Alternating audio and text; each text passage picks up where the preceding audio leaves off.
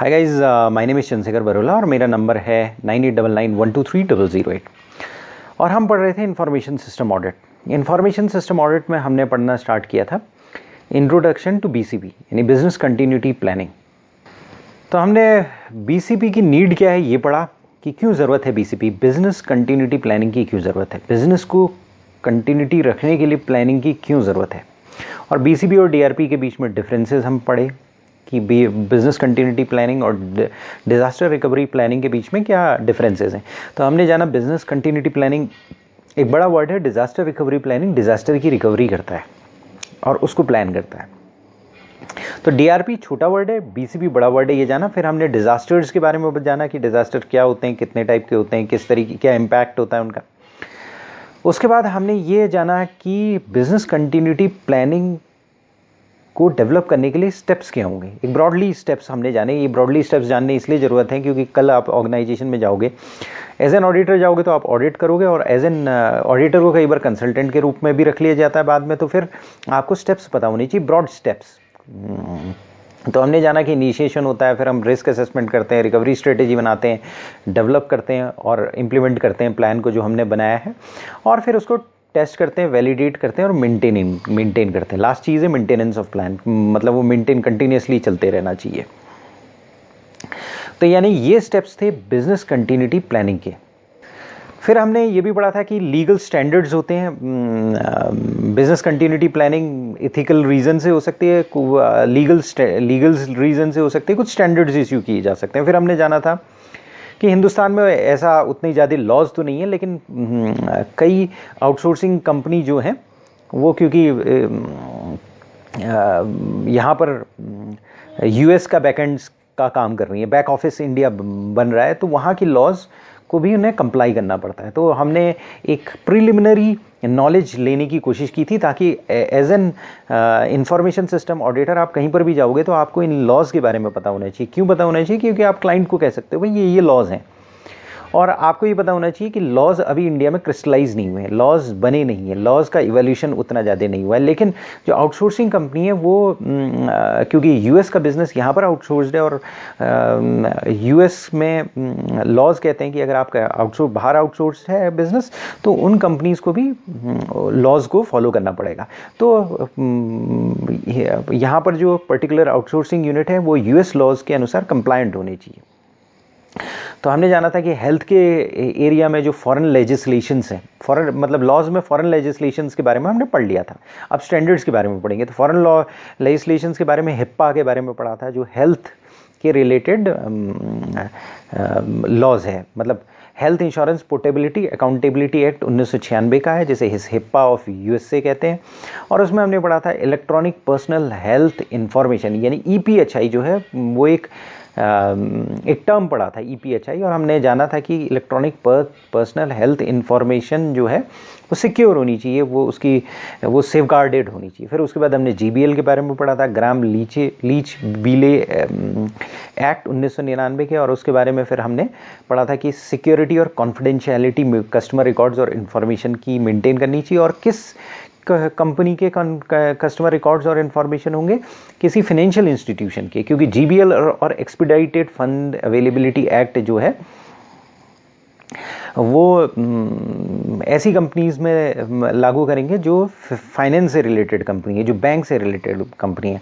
और फिर सॉर्बन ऑक्सले के एक्ट के बारे में पढ़ा था, और हमने जाना था 302 वहाँ भी है, सेक्शन 302 है, और वो बहुत इंपॉर्टेंट है, और वो लाइबिलिटी डालती है चीफ एग्जीक्यूटिव और चीफ फाइनेंशियल ऑफिसर में के ऊपर कि वो साइन ऑफ करें क्वार्टरली रिपोर्ट की इंटरनल कंट्रोल ठीक है, मटेरियल डिफिशिएंसी नहीं है। फिर सेक्शन 404 के बारे में था। इसके बाद स्टैंडर्ड्स के बारे में मतलब स्टैंडर्ड्स के बारे में हमें पढ़ना है आज की डेट में। मतलब लॉज हम पढ़ चुके हैं, लेकिन कुछ स्टैंडर्ड्स हैं, जैसे GASSP यानी generally accepted system security principles, ये एक स्टैंडर्ड्स हैं। इन स्टैंडर्ड्स के बारे में हमें जानना जरूरी है ताकि बिजनेस कंटिन्यूटी प्लानिंग करते वक्त इन स्टैंडर्ड्स का ध्यान रखा जा सके। एक नॉलेज होनी चाहिए, ब्रॉड नॉलेज होनी चाहिए, क्योंकि स्टैंडर्ड्स केवल या ये लॉज या स्टैंडर्ड्स केवल बिजनेस कंटिन्यूटी के बारे में नहीं बताते हैं, बहुत और एरिया के बारे में भी बताते हैं, लेकिन एक ब्रॉड नॉलेज होनी चाहिए। तो एक I2SF है, यानी इंटरनेशनल इंफॉर्मेशन सिक्योरिटी फाउंडेशन है, यानी इंटरनेशनल फाउंडेशन है किसके लिए? इंफॉर्मेशन सिक्योरिटी के लिए। इंफॉर्मेशन सिक्योरिटी के लिए एक इंटरनेशनल फाउंडेशन बना है जिसका नाम है इंटरनेशनल इंफॉर्मेशन सिक्योरिटी फाउंडेशन। अब क्या होता था, पहले क्या होते थे, गैप होते थे, जो अकाउंटिंग स्टैंडर्ड्स होते थे, जो यूएस के अकाउंटिंग स्टैंडर्ड होते थे या अकाउंटिंग प्रोफेशंस के अकाउंटिंग स्टैंडर्ड्स होते थे। तो ये अकाउंटिंग स्टैंडर्ड्स कुछ प्रिंसिपल्स बताते थे कि भाई किस तरह से अकाउंटिंग होनी चाहिए, क्या जनरली एक्सेप्टेड अकाउंटिंग प्रिंसिपल्स होंगे। इसी तरीके से सिक्योरिटी के एरिया में GASSP डेवलप किया गया, generally accepted system security principles, यानी जनरली एक्सेप्टेड प्रिंसिपल्स डेवलप किए गए किस एरिया के? सिक्योरिटी सिस्टम्स के। तो जैसे हमारे गैप है वो है जनरली एक्सेप्टेड प्रिंसिपल्स हैं किसके? अकाउंटिंग के। तो गैप जो है जनरली एक्सेप्टेड प्रिंसिपल्स हैं अकाउंटिंग के, और उसी तरीके से जो सिस्टम सिक्योरिटी के प्रिंसिपल्स हैं उन्हें जनरली एक्सेप्टेड प्रिंसिपल्स जो सिक्योरिटी सिस्टम सिक्योरिटी के हैं उसे हम generally accepted system security principles कहते हैं। तो कहने का मतलब GASSP सिक्योरिटी के बारे में स्टैंडर्ड्स क्रिएट करता है। अब सिक्योरिटी के बारे में स्टैंडर्ड्स क्रिएट करेगा तो सिक्योरिटी का एक पर्पस ये होता है कि बिजनेस कंटिन्यू रहे। तो GASSP physical technical administrative information security के बारे में बताता है। फिजिकल सिक्योरिटी क्या होनी चाहिए, टेक्निकल सिक्योरिटी क्या होनी चाहिए, एडमिनिस्ट्रेटिव सिक्योरिटी क्या होनी चाहिए, यानी 3 लेवल पर, फिजिकल लेवल पर, टेक्निकल लेवल पर। टेक्निकल मतलब लॉजिकल लेवल भी होगा, मतलब एक बिल्डिंग है उसमें फिजिकली कोई ना घुस सके, लॉजिकली भी नहीं घुस सके, और एडमिनिस्ट्रेटिव लेवल पर जो इंफॉर्मेशन सिक्योरिटी है वो। तो कहने का मतलब अगर हम इसे समराइज़ करें तो हम ये कह सकते हैं कि भाई जैसे अकाउंटिंग स्टैंडर्ड्स होते हैं यूएस में, उनको हम जनरली एक्सेप्टेड अकाउंटिंग प्रिंसिपल्स कहते हैं, वैसे ही सिक्योरिटी के कुछ प्रिंसिपल, सिस्टम सिक्योरिटी के कुछ प्रिंसिपल बनाए गए हैं जिन्हें generally accepted system security principles बनाया गया है। और ये यूएस गवर्नमेंट की सिक्योरिटी नीड्स को मीट आउट करने के लिए बनाए गए हैं, क्योंकि यूएस में बनाए गए जाएंगे तो यूएस गवर्नमेंट की सिक्योरिटी नीड को मीट आउट करने के लिए बनाए गए। और इसे बनाए कैसे हैं, किसने हैं? इसे बनाए हैं एक इंटरनेशनल फाउंडेशन जो इंफॉर्मेशन की सिक्योरिटी का इंटरनेशनल फाउंडेशन है, नहीं I2SF international information security foundation ने बनाया है। अब क्या होता है कि GASSP केवल physical technical administrative information security ही नहीं देखते हैं, बल्कि ये कुछ प्रिंसिपल्स भी रिकमेंड करते हैं। Pervasive principles, broad functional principles, detailed security principle. यानी परवेसिव प्रिंसिपल, परवेसिव मतलब हर जगह, तो परवेसिवनेस है मतलब हर जगह चीज़ है, तो परवेसिव प्रिंसिपल्स हैं। दूसरे broad functional principle, broadly functional principles हैं। फंक्शनल प्रिंसिपल्स यानी ऑपरेशनल प्रिंसिपल्स। तो यानी सबसे पहले परवेसिव प्रिंसिपल्स हर जगह लगेंगे वो वाले प्रिंसिपल्स, ब्रॉड फंक्शनल प्रिंसिपल्स जो ऑपरेटिंग प्रिंसिपल्स हैं बेसिकली, और डिटेल्ड सिक्योरिटी प्रिंसिपल। ये 3 प्रिंसिपल्स से मतलब फिर उसके बाद एक तो प्रिंसिपल्स हमने ब्रॉड फंक्शनल प्रिंसिपल बना दिए, परवेसिव प्रिंसिपल बना दिए, फिर डिटेल्ड सिक्योरिटी प्रिंसिपल्स बनाए। तो यानी कि GASSP ये 3 लेवल पर 3 तरीके से काम करती है। एक तो ब्रॉड, जैसे हम स्कोप और स्कोप बनाते हैं, सबसे पहले ऑब्जेक्टिव बनाते हैं, स्कोप बनाते हैं। ऑब्जेक्टिव से थोड़ा छोटा होता है स्कोप, स्कोप से थोड़ा छोटा होता है आपका रूल्स रेगुलेशंस होते हैं। तो हम इसी तरीके से एक परवेसिव प्रिंसिपल्स बनाते हैं जो ब्रॉड प्रिंसिपल्स होते हैं। उसके बाद हम ब्रॉड फंक्शनल प्रिंसिपल्स बनाते हैं, यानी ब्रॉड प्रिंसिपल्स के बाद फंक्शनल प्रिंसिपल्स बनाते हैं, यानी जो फंक्शन करने में इम्प्लीमेंट हो सके। उसके बाद डिटेल्ड सिक्योरिटी प्रिंसिपल बनाते हैं, निटी-ग्रिटी लेवल तक बनाते हैं। तो यानी कि GASSP जो है physical technical administrative information security principles बनाएगी, और परवेसिव प्रिंसिपल्स बनाएगी, ब्रॉड फंक्शनल प्रिंसिपल्स बनाएगी, और डिटेल सिक्योरिटी प्रिंसिपल्स बनाएगी। तो अब हमारी स्टडी ये कहती है, फिर ये कहती है जो मैंने पहले बात बताई कि परवेसिव प्रिंसिपल्स एक जनरल गाइडेंस प्रोवाइड करते हैं ताकि सिक्योरिटी इंफॉर्मेशन की सिक्योरिटी के लिए जनरल गाइडेंस प्रोवाइड करते हैं, मतलब ताकि हम इंफॉर्मेशन की सिक्योरिटी एस्टेब्लिश कर सकें और मेंटेन कर सकते हैं। तो यानी ब्रॉड प्रिंसिपल्स कौन बनाएगी? Pervasive principal. परवेसिवनेस का मतलब क्या है? हर जगह, परवेसिव है हर जगह है, मतलब तो परवेसिव प्रिंसिपल्स है। एक बार परवेसिव प्रिंसिपल्स बन गए तो ये परवेसिव प्रिंसिपल्स बेसिस बनते हैं आपके ब्रॉड फंक्शनल और डिटेल्ड प्रिंसिपल्स के लिए। तो यानी कि एक बार परवेसिव प्रिंसिपल्स बन गए, उसके बाद ब्रॉड फंक्शनल प्रिंसिपल्स बनेंगे उन्हीं के बेसिस पर, फंक्शनल प्रिंसिपल्स, और उसके बाद डिटेल्ड प्रिंसिपल्स बनेंगे। अब परवेसिव प्रिंसिपल्स के बारे में तो हमने जान लिया कि ब्रॉड होते हैं, ये होते हैं। अब हमारी स्टडी जो है ब्रॉड फंक्शनल प्रिंसिपल्स के बारे में थोड़ा सा बताती है। फंक्शनल प्रिंसिपल्स वो कहती है कि ऑपरेशनल कंटिन्यूटी और कंटिंजेंसी प्लानिंग को देखते हैं, यानी ऑपरेशनल कंटिन्यूटी को देखते हैं। फंक्शनल प्रिंसिपल्स है ना, फंक्शन से रिलेटेड है, तो ऑपरेशनल कंटिन्यूटी को देखती है, यानी कि ऑपरेशन कैसे चल रहा है, ऑपरेशन फंक्शन जो है सही तरीके से चलना चाहिए, ऑपरेशन सही तरीके से चलना चाहिए। तो ऑपरेशनल कंटिन्यूटी और कंटिंजेंसी के बारे में ये बताते हैं। और बेसिकली जो ये जो है, ये जैसे फॉर एग्जांपल ये कहेंगे कि मैनेजमेंट प्लान करेगा, किस चीज़ के लिए प्लान करेगा, इंफॉर्मेशन टेक्नोलॉजी ऑपरेट करे, किस तरीके से ऑपरेट करे, इस तरीके से करे ताकि ऑर्गेनाइजेशन की कंटिन्यूटी रहे। तो ये एक इस तरीके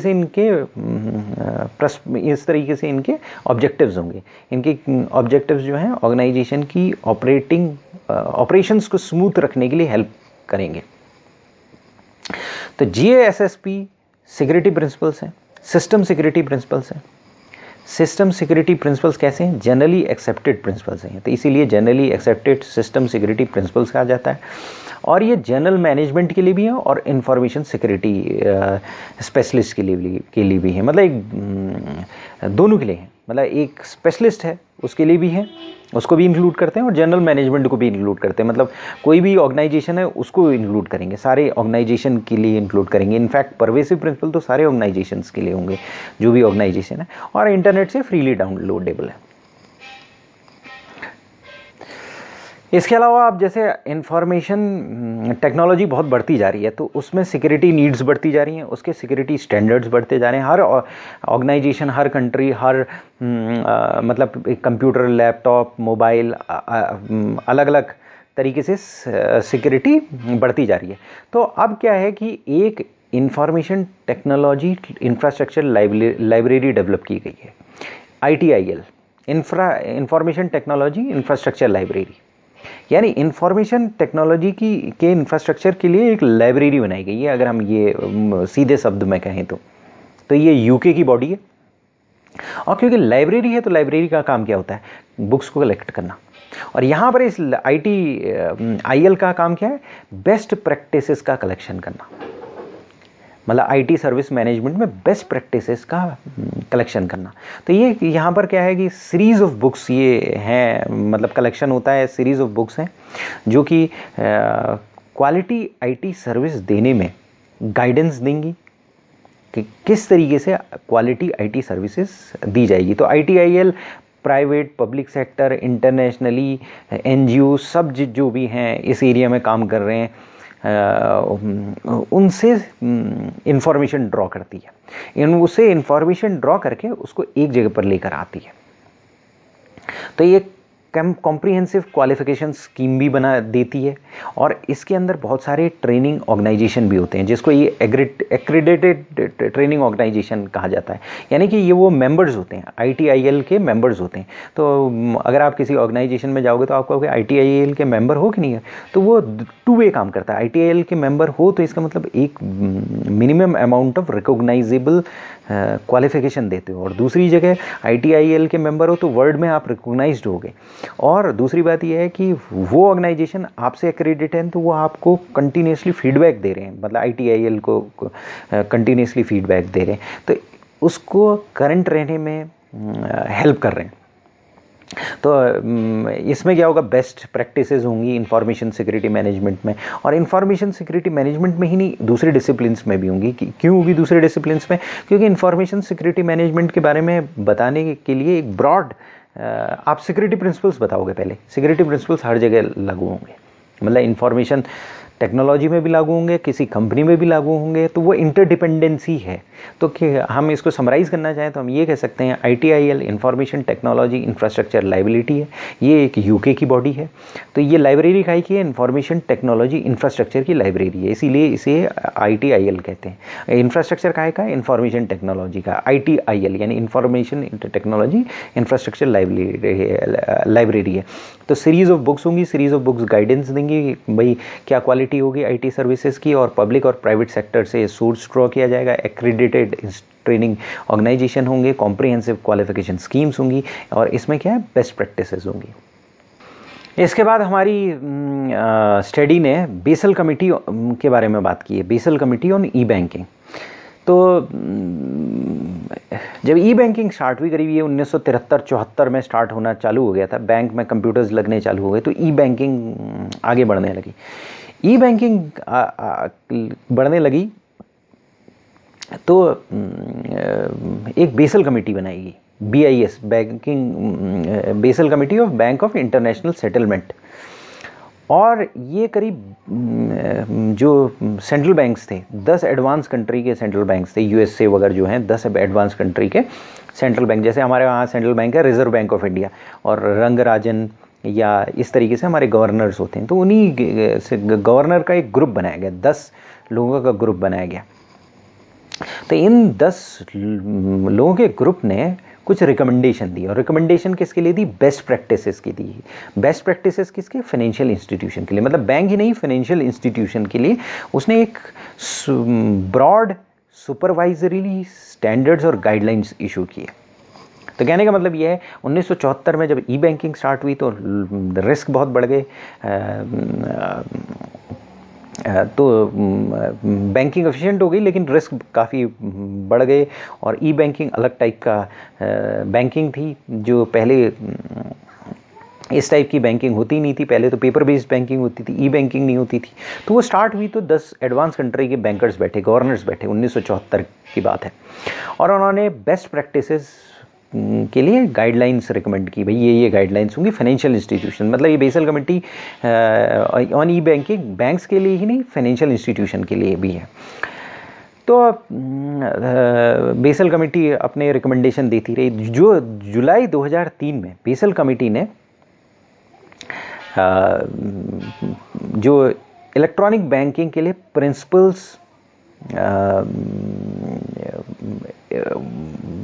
प्रिंसिपल्स पब्लिश की, तो उसमें एक प्रिंसिपल नंबर 13 था, मतलब 13 नंबर सही नहीं होता है, लेकिन उन्होंने प्रिंसिपल नंबर 13 डिक्लेयर किया।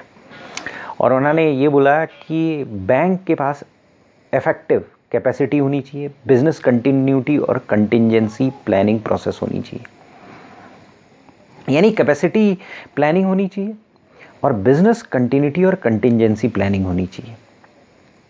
और क्यों होनी चाहिए? इसलिए होनी चाहिए ताकि ई बैंकिंग सही तरह से काम कर सके, ई बैंकिंग स्मूथली काम कर सके।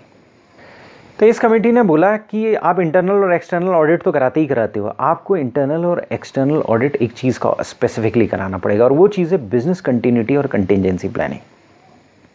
यानी आर्टिकल 13 जो है वो उसने एक और चीज़ मैंडेट की। उसने कहा कि बिजनेस कंटिन्यूटी और कंटिंजेंसी प्लानिंग आप देखोगे, आपका फाइनेंशियल इंस्टीट्यूशन है तो चल रहा है कि नहीं चल रहा है। मालूम पड़ा ऐसा नहीं कि जैसे होता है कि बगल में एक चिट फंड कंपनी थी और रातों रात गायब हो गई, पता ही नहीं चला कहाँ गई।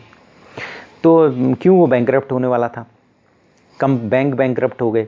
तो उन्होंने कहा कि इंटरनल और एक्सटर्नल ऑडिट रिक्वायरमेंट नॉर्मल होने के, स्टैट्यूटरी ऑडिट नॉर्मली रिक्वायरमेंट होने के अलावा भी बिजनेस कंटिंजेंसी और कंटिन्यूटी और कंटिंजेंसी प्लानिंग होनी चाहिए, और उसका इंटरनल और एक्सटर्नल ऑडिट होना चाहिए। तो एक अपेंडिक्स 6 है, उसमें ये सारी की सारी उन्होंने चीज़ें अपेंडिक्स 6 में रिक्वायरमेंट्स बता दी हैं कि रिक्वायरमेंट्स कहाँ स्पेल्ड आउट है, अपेंडिक्स 6 में। और ये अपेंडिक्स 6 में रिक्वायरमेंट किसके लिए स्पेल्ड आउट है? Sound capacity, business continuity and contingency planning for E banking. कहने का मतलब ये है ई बैंकिंग के लिए एक साउंड कैपेसिटी प्लानिंग होनी चाहिए, और बिजनेस कंटिन्यूटी की प्लानिंग होनी चाहिए, और कंटिंजेंसी की प्लानिंग होनी चाहिए। कहने का मतलब ये है बिजनेस कंटिन्यूटी प्लानिंग होनी चाहिए, बिजनेस कंटिन्यूटी रहे।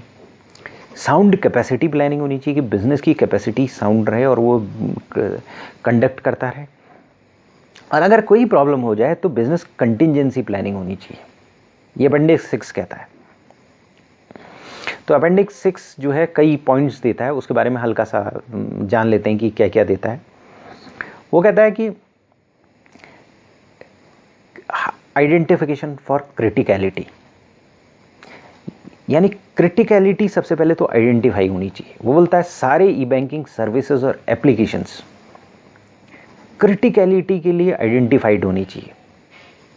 मतलब उनका it should be identified and assessed for criticality, यानी कि क्रिटिकल हैं कि नहीं है। सारे एप्लीकेशंस देखो और उसमें से जो क्रिटिकल एप्लीकेशंस हैं, सर्विसेज हैं, उनको आइडेंटिफाइड करो। और इसमें थर्ड पार्टी प्रोवाइडर्स की भी एप्लीकेशन या सर्विसेज होंगी।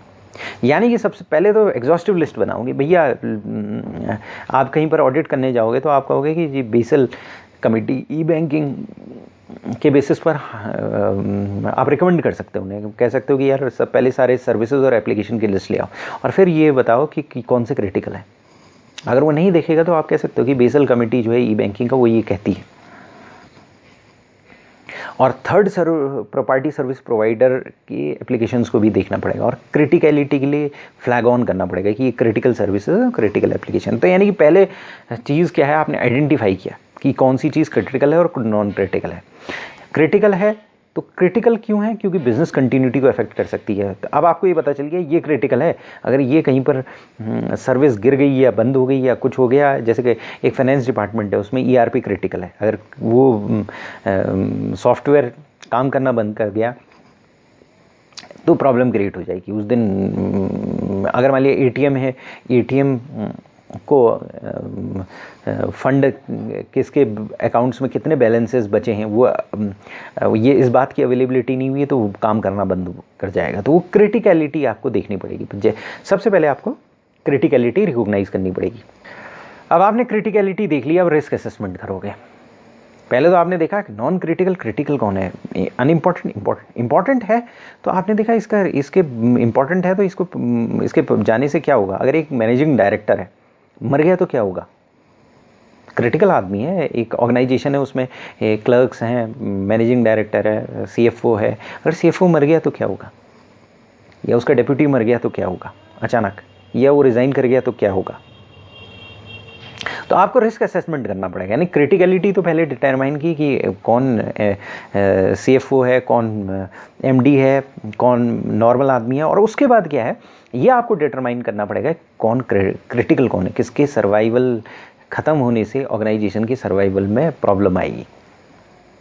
तो आप रिस्क असेसमेंट करोगे क्रिटिकल ई बैंकिंग सर्विसेज और एप्लीकेशन का, और आप ये देखोगे इनका पोटेंशियल इम्प्लीकेशन तो नहीं है बिजनेस डिस्ट्रप्शन की तरफ तो नहीं ले जा रहा है, और बिजनेस मतलब बैंक क्रेडिट के टर्म्स में देखोगे, मार्केट के टर्म्स में देखोगे, लिक्विडिटी के टर्म्स में देखोगे, लीगल के टर्म्स में देखोगे, ऑपरेशनल और रेपुटेशन रिस्क देखोगे।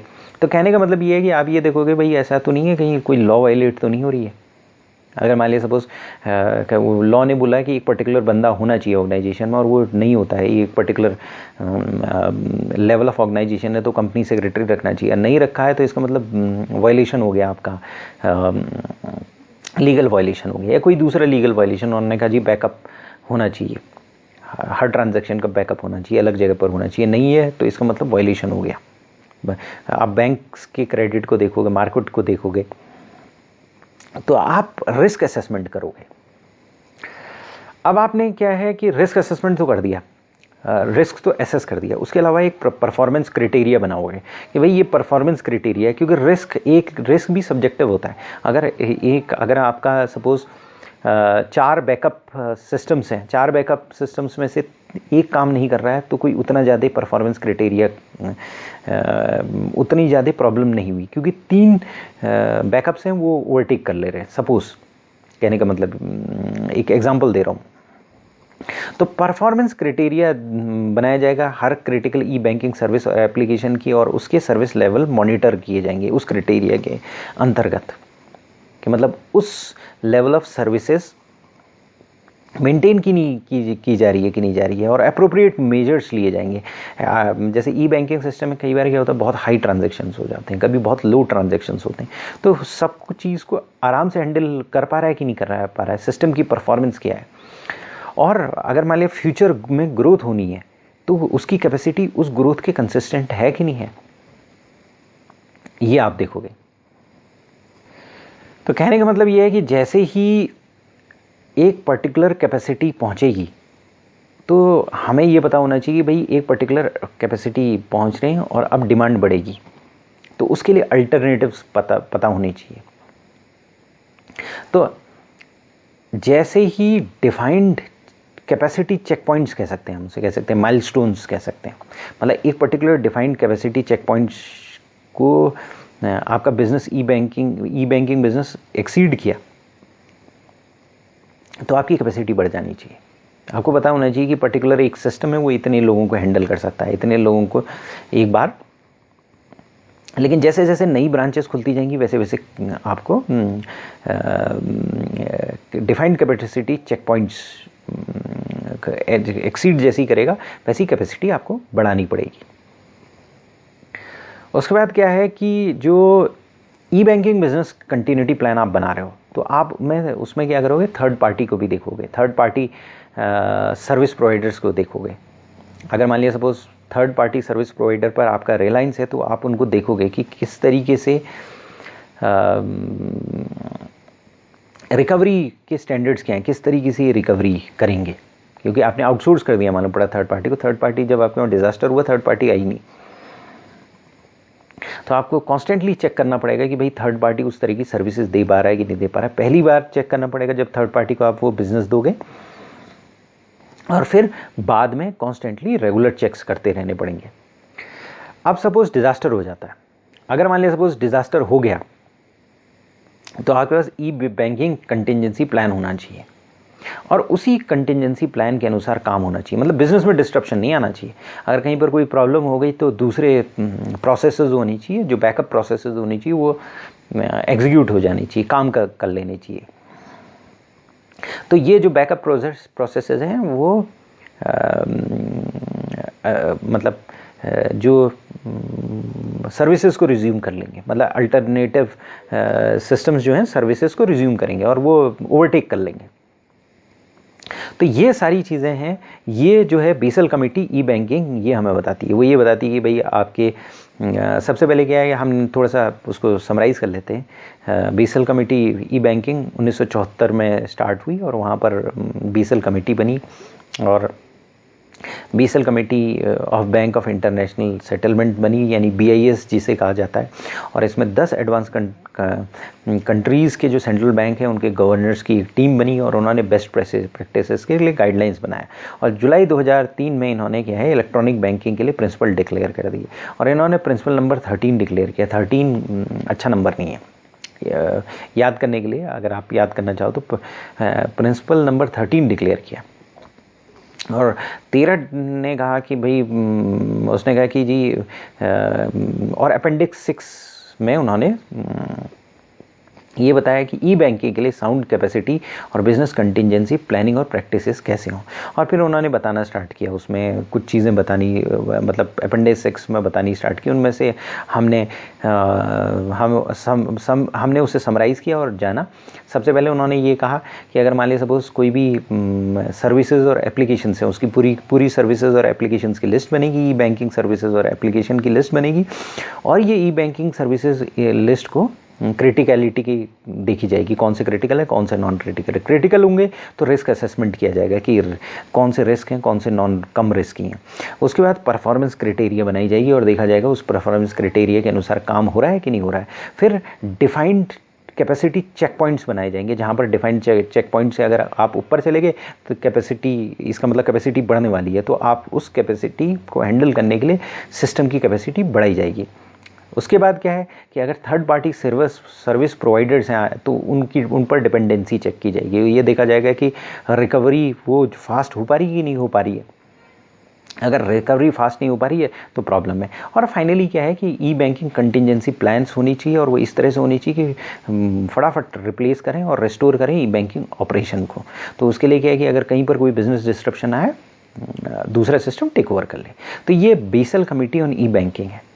अगले सेशन में बेसल 2 कैपिटल अकॉर्ड SAS 70 के बारे में पढ़ेंगे। थैंक्स।